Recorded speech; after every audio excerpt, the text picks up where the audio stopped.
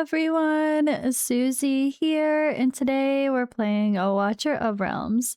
For today's video, we have a dev insight to go through. I'm gonna, read it so you don't have to. Not too much here, but let's see if there's anything interesting. Oh wait, there's more. This giant wall of text. Forerunner server update has some pretty big things as well.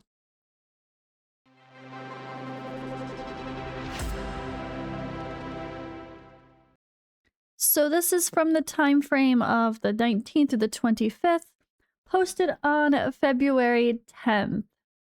So question 1. We often have trouble understanding maintenance schedules because we need to convert times across different time zones. This makes it harder for players in different regions to know exactly when maintenance starts and ends. We'd like to see a unified server time reference and announcements, or a visible server clock in game so maintenance schedules are clear and easy to understand for everyone.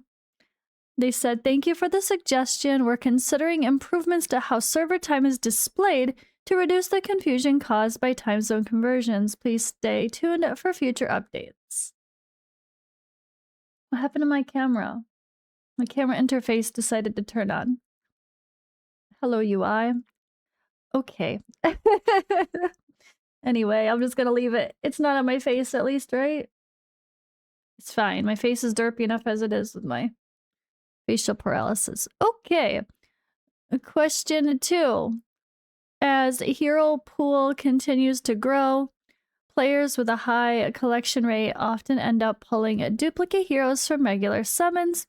Getting new heroes becomes heavily RNG dependent, which makes summoning feel stressful and unrewarding, especially for free-to-play players. You see, we're considering opening the nascent summoning banner on a regular basis to help players more reliably obtain heroes they don't own yet. Please keep an eye open or upcoming announcements for details. I do love that, especially in... I mean, for me, it's so amazing because I only miss 1 or 2 heroes on my entire account when it comes to the normal summons anyway. I mean, a nascent for Ancients would be amazing. Give me Valara yesterday. Okay, but for real, even a new player, could you imagine, like, you just started playing the game, you've only pulled like 10 heroes and you just keep getting dupes the same heroes or something when there's so many other heroes in the game? That would be really frustrating. So I don't like personally, I don't like the idea of nascents at the service level unless you need various specific heroes. Otherwise, you should target the heroes you actually need with a rate up banner. But I don't know, I guess it depends on your account and you can look at it many different ways. So let me know what you guys think for nascents. I do think that's a fun idea. If it was a regular basis, not just once every 2 months or something, then you would, if you knew that every month, one of the weeks was a nascent, people might do it more often because at least you know you're getting something new. Versus only doing it if you have very limited pool of really good heroes to pull to where it feels worth it and not as risky. I don't know. Let me know your thoughts. All right, question 3. When we consistently complete most endgame weekly content, we still struggle to keep up with the newly released Demon Soldiers. There are very limited ways to catch up, what makes it frustrating to see new content that we realistically can't use. So to help players obtain missing Demon Soldiers, we've increased availability through sources such as server-wide Demon Soldier chests and Titan 3 stage achievement chests. Further improvements to Demon Soldier Pity are also planned in the next version. Please stay tuned for future updates. Oh yeah, there was a pretty big Forerunner server news as well, wasn't there? Oh, yeah, that's a thing. Oh my gosh, Forerunner server. Okay. All right, question 4. Once we complete Odyssey trials and obtain it, progression in the system essentially comes to an end. With no follow-up challenges or rewards, we lose a clear goal to work toward and motivation to keep engaging with the mode. So thank you for your suggestion. Odyssey 2 is already in development It will be launching in the near future, offering a new round of challenges along with exclusive rewards. Please watch for upcoming announcements. Then yeah, simple as that. Progress missions, new ones, always fun. Good idea to keep people engaged. Let's see. Smile 1 is disabled in the US.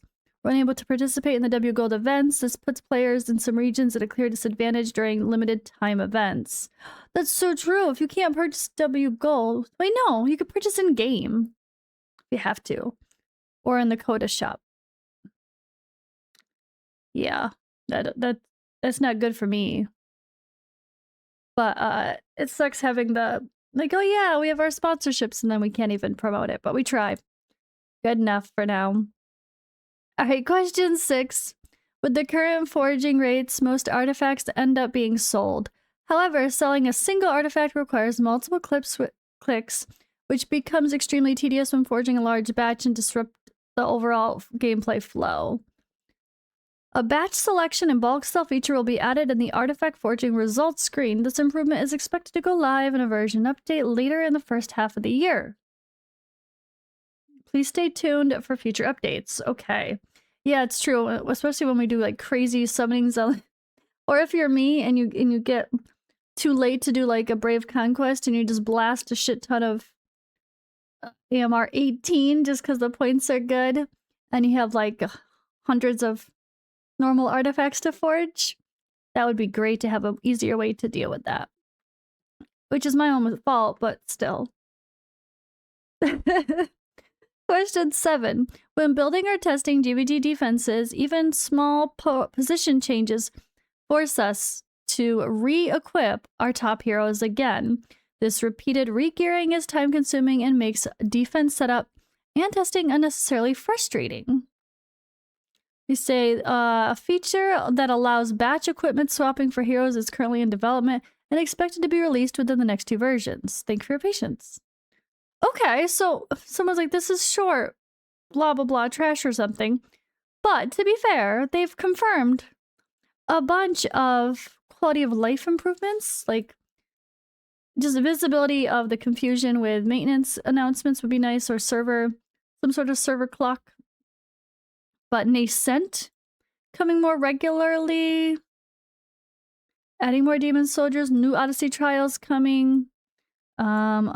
Forging stuff. So yeah, so there's a little bit of quality of life teasers thrown in the mix here. I can't be too mad at that. It's not so bad.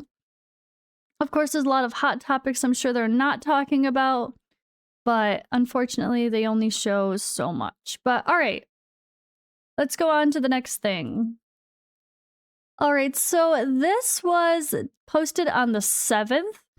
I think Destin made a video on it. I'm sure some others did too, but I realized I never read this through. So if you're someone who doesn't follow those other creators or you just happen to miss it as well, there's some pretty big updates here. I'm going to do my best to read through it pretty quickly because this is the Forerunner server, not the global servers. So we're going to be reading this all over again when we get a patch notes and it comes to our main global servers too. So this is going to feel like deja vu in the future, but you know how it goes. Like recent Forerunner server stuff ends up on the main, like the Lyra buff. Let's see, what did we have? We had Gone. I forgot he got a buff. What the hell? Malric. Yeah, there was lots. Oh, Cassiel, right. Malric had a adjustment. Cassiel had a little bit of an adjustment. Yeah.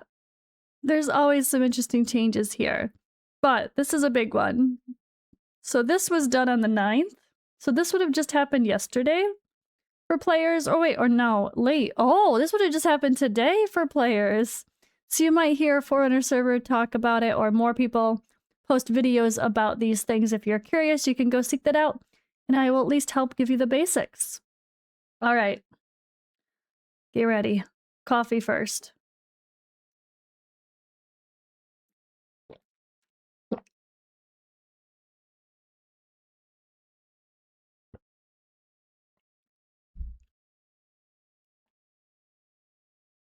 Guild War Season 13 starts. Updated Central Keep and Defense maps for the new season. Updated new season theme, avatar border, blah blah blah, and new demon soldier Pharaoh Guard can be obtained through Guild War.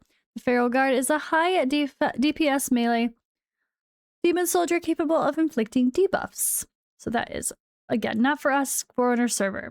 Guild War Season 2 Gladiator Gauntlet is starting for them. Gonna pass on that. We don't need those dates unless you are on the Forerunner server.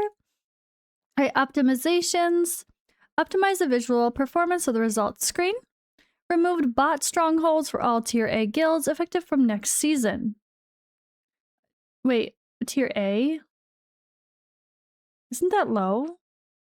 Oh, Tier A or Tier B. There's two tiers. Never mind, not the ranking. Got it.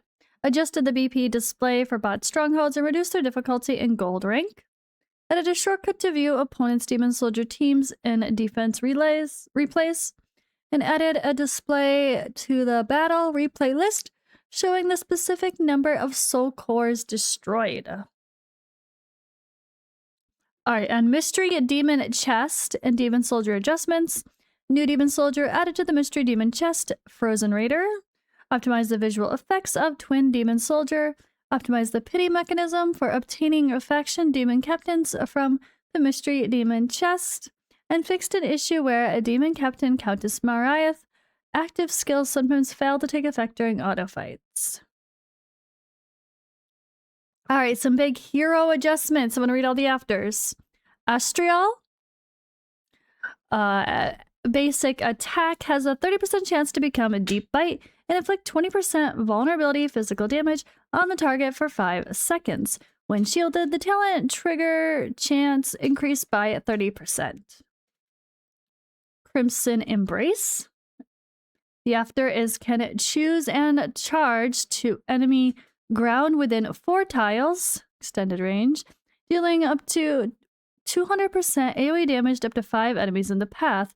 After casting the skill, the hero is enhanced, gains up to 60% attack, and guarantees that the next 3 basic attacks during enhancement become deep bites. This enhancement buff lasts for 15 seconds.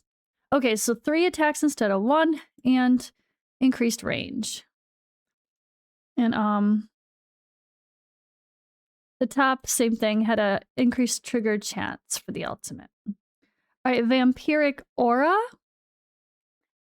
The after is, after casting the ultimate, grants a shield equal to up to 130% of the hero's attack to the hero and 1 adjacent ally with the lowest HP percentage for up to 15 seconds. Upon gaining the shield, dispels all debuffs while the shield exists, grants 10% interval decrease. Attack interval decrease. When applying this shield to self, increases shield strength by 50%. So that last part was what was added. And then Awaken 1 becomes increases every single instance of deep bites damage to 220%.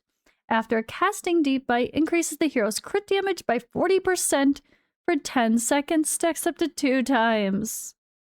So that massive crit damage boost is the addition and buff. He's definitely getting a nice buff. And I heard Sargak was getting a pretty big buff as well. This is the second time Sargak has gotten buffed.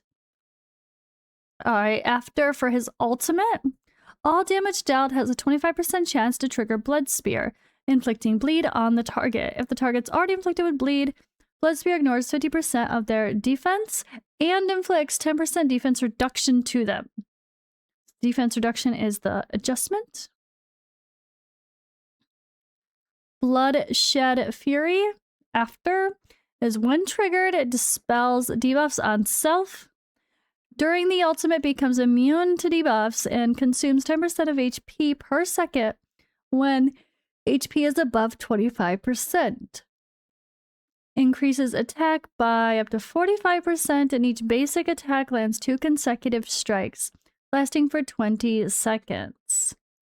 Whole bunch of changes there. Alright, Bellas, nope, I'm butchering that one. Abort. Alright, whatever this passive is, increases attack speed by up to 15 for every 1% HP lost. The effect of specialized attack speed is stronger when HP is lower. Max effect at 25% HP. Awaken 1. After is during the effect of Bloodshed Fury if the hero's HP is below 50%. Additionally increases attack by 10% and reduces defense by 10%, as well as increasing Blood Spear's trigger chance by 10%. The last part is the change. Awaken 3. After his Blood Spear restores 2% rage to the hero and deals 50% increased damage to elites and bosses. Ooh, nice. So the rage boost is great. And then Awaken 4 is penetration 8% instead of crit rate. Awaken 5.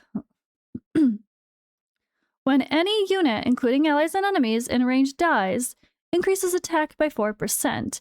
Attack will be increased by an extra 4% if the unit is killed by the hero. This increase is capped at 24%.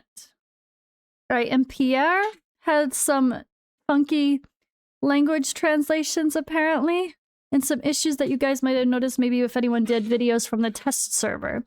So adjusted the names of summoned units in certain languages, fixed an issue where Prismite, Malachite, and Prismite Cobalt failed to trigger. Passive perspective in certain edge cases. Fixed an issue where Prismark could not deal splash damage to invisible enemies. And then we have Ezrith, adjusted description of some skill effects without changing the actual effect. So there might be some wording clarifications or fixes of translations, but nothing actually changed. Lyra modified the description of Awaken 5 skill. The effect remains unchanged as well. And Hatsa fixed an issue where the hero was not in invisibility state for 0.1 seconds upon deployment. Oops. Imagine you plop her, she dies instantly. That would be bad. Okay, and this is a really good one, especially for some of us playing newer accounts like the free-to-play series. Added new stages AR 8 through 5, 8-5, and AR 8-8 through 8. So 4 stages. To the Abyssal Rift in the campaign, Chapter 8. So this is really good because I literally saw this a few days ago. I was so happy. I feel like they forgot to finish it. There's like the Abyssal Rift rewards on the top and you can't claim them because there's literally not stages. And then also a new achievements, Conqueror 5. Clear stage 24 of all 3 gear raids. The reward is a legendary hero pack Conqueror version. You can randomly get 1 legendary hero from the selected pool. And then Guild War Elite. Claim rank rewards for Platinum or higher in Guild War 1 time. The reward is a legendary Faction Demon Soldier choice chest where you can choose from Frozen Cleric, Emperor Fire, Templar, and Spectre, a Skeleton Archer. And then new Odyssey quests have been added. See, just like the Dev Insights. That's why I wanted to read it, because I remembered this. The rewards include a Praetus skin, in its Soulstone, Odyssey exclusive cat music, advanced recasting hammers, and various gems, summoning crystals, and more. And other optimizations and adjustments reduce the difficulty of some existing Odyssey quests. Optimize the prompt for Titanic Ruins, Matrix 1. Added a pop-up prompt when entering battle. And optimized Void Rift gameplay, allowing players to exit or change mounts at any time during exploration. Added new tags to all boss stages and hidden chambers stages in Tower of Deception. Oh boy. Commanders can challenge them when the next tower event begins. And added a BP display to arena fights. And previously, unsaved adjustments to the arena lineup team and the interface were lost when switching to the hero interface. Now the adjustments will remain saved. Okay, so it's funny, like I'm so torn on the idea of Tower of Deception because the idea of a tower, keeping it interesting and having genuine challenges, you do want there to be a rotation, different bosses, different challenges, but when the changes are only tags to the same bosses, and you're just making it slightly more difficult, it's like, okay, now you can't use a mage. Now you can't use a marksman. I don't know that it's that exciting. Maybe for arena or something highly competitive, but for something that's PvE content, I don't think it's very exciting, and I wish it just stayed the same and I could just auto clear it and be done with it. It's not something that, I mean, yes, I've been a slacker. I have to admit that. I always admit that. I'm not trying to say I'm not, but I feel like the interest of quirky changes to content like that to give you a new challenge isn't just being like a slight change. I feel like it needs to be a little more dramatic to be interesting and to make people want to do it again versus just click auto and then be annoyed that we can't auto because our team had a mage in it and now we can't use a mage to 3-star or whatever, right? Is that just me, or I don't know? I wouldn't feel, I'm not saying even this game, in any type of game, I feel like I'd be the same, be like, oh, okay. So now I have to get through this whole thing without, like in Godforge, okay, you can't use a Slayer. Okay, now I'm just annoyed that I can't use my favorite DPS. I'm not excited for the new challenge. But when a new boss comes in a rotation or something, it would be more exciting, right? I don't know. Okay, well, that is the Forerunner server updates. Again, this is not the global server or the test server. This one is the like pre-launch servers that they sometimes let new people join, but not very often. But these updates usually come identically on the main servers. Sometimes they do, sometimes they don't. Sometimes the updates have more added to them when we get them on global, or sometimes there's less and they omit something. But make sure you pay attention to the global updates when I get those as well, in case things are slightly different than here. That's all for now, guys. Thank you for watching, and I will see you in the next one.